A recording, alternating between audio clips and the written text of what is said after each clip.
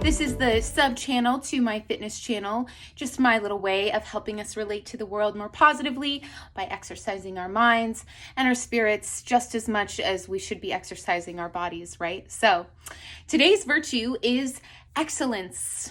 Boom, baby. What a word. What a powerful word. It's such a vibrant word. I had a friend that I used to ask, I'm still a friend, just distant now, but I would say, hey man, how you doing? And he'd be like, I'm excellent. And that to me was just so amazing, that word. I feel like it should be more common, but life is life. It gets hard. Things aren't always excellent. But that being said, excellence is defined on the Virtues for Life website page as extremely high quality. Now, you can have excellent friends, you can have excellent food, you can have an excellent job, you can have an excellent lifestyle, and whatever that means, it's extremely high quality. Excellence complements dignity, honor, integrity, and respect. Like, whoa, that is so, again, loaded. Those are such powerful words, and we've touched a little bit on dignity. We're going to dive into the H's and I's and R's later, so we'll revisit honor, integrity, and respect. But excellence transcends mediocrity. And who wouldn't want to do that, right? Who wouldn't want to be better than mediocre? So one thing that I try to do in my life is I strive for excellence. And I know especially these channels, my YouTube channel for fitness, my Pilates channel, and these Virtues for Life channels, it's hard to not get imposter syndrome and be like, am I really qualified to be doing these things? Am I excellent at what I do? Maybe not. Maybe I'm not at the excellence level yet, but it's a matter of sticking to it and devoting yourself to the practice to become excellent, extremely high quality. They say to be a master of something, it takes 10,000 hours or something crazy like that.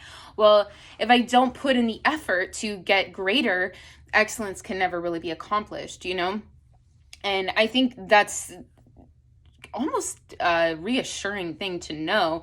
And I just actually reconnected with a friend yesterday. You should check out his podcast. His name is Carlson, and we've known each other since high school. And it's just so crazy. We calculated, I've known him for half of his life, but seeing him now, he's so much more him and I'm so much more me than we ever were when we knew each other 10 plus years ago, right? So him and I talked about, he has this great podcast called Never Stop Learning.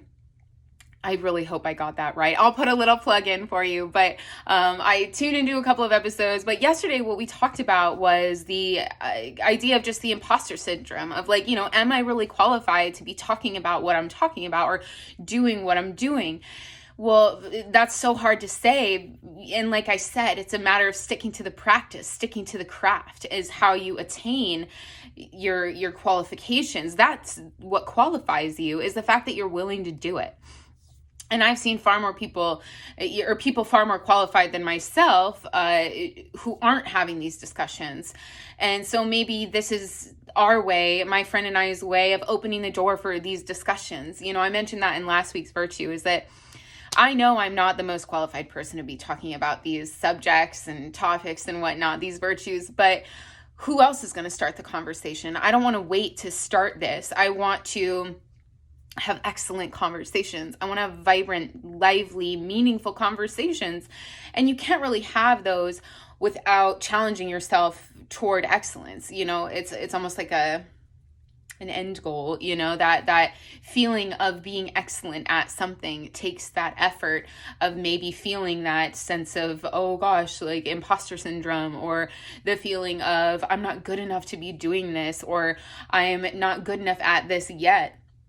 Well, keep doing it. Keep doing the thing. And, for example, so I also have my own small jewelry business, and I love making jewelry, and I've gotten so much better at it over the years. I've really refined my style and what that means to me, but I feel that I could do so much better. And sometimes I'm like, what the heck? And I'm in school for business. I want to grow my little business. And sometimes I get imposter syndrome in that too. It's am I a businesswoman? Like, sometimes I just want to get in the car and road trip around and be the free spirit that I've always been before this. But I'm 6 months away from my 30th birthday. So I figure, like, I got to get excellent at something, right? I'm already excellent at being a free spirit and traveling around the world. So why not be excellent at something else? So, boy, have I spent more than 10,000 hours driving, it feels like. Anyway, so basically, I don't feel that I need to go too in depth into this virtue today, because it is such a powerful word. It's so meaningful as it is, and it's not really controversial. It doesn't have a whole lot of like subtext or misconnotations with the word excellence. It just is what it is. And I don't like that saying, but it is what it is. So, excellence. Always strive for it. Always work a little harder. And if you feel that feeling of like, oh my gosh, should I be doing what I'm doing? I'm not that good at it. Of course you should be doing it. If you don't feel like you're that good at it, then that's why you should keep doing it, because then you're going to get better. Then you're going to achieve that level of excellence, extremely high quality of something. So whether that be to apply to your life or just to see how, when I say apply that to your life, I mean, you want to strive for excellence, but you also want to observe excellence around you. You know, how wonderful is it to bite into the perfect bite of something and just really taste the excellence, the extremely high quality of the food that's in your mouth and your hands and your, in nourishing you. How wonderful is it to hear an excellent song, that just you close your eyes and you can feel it in every fiber of your being just resonate with you. How wonderful is it to view, to take in the excellent scenery, the smells of nature, the sight of the beautiful flowers. Find the word excellence as it applies to you. I challenge you to use add the word excellent to your vocabulary. I tell you, it's going to bring a smile to at least one person's face. It did for me. So anyway, that's our short little nice wrap the bow on it. And that's all I've got for you guys today. So tune in next week for our next virtue. These are just going to keep coming. So I really appreciate you guys tuning in. It is my pleasure to bring you these little videos. Just remember to click the little subscribe button, like this video if you liked it, and share it with a friend, because it's really nice to, start these conversations with people. And, it's a whole lot better than talking politics or talking bad about other people or things. It's a positive little conversation starter. So, all right. Thank you so much. I'll see you guys next week. Mwah.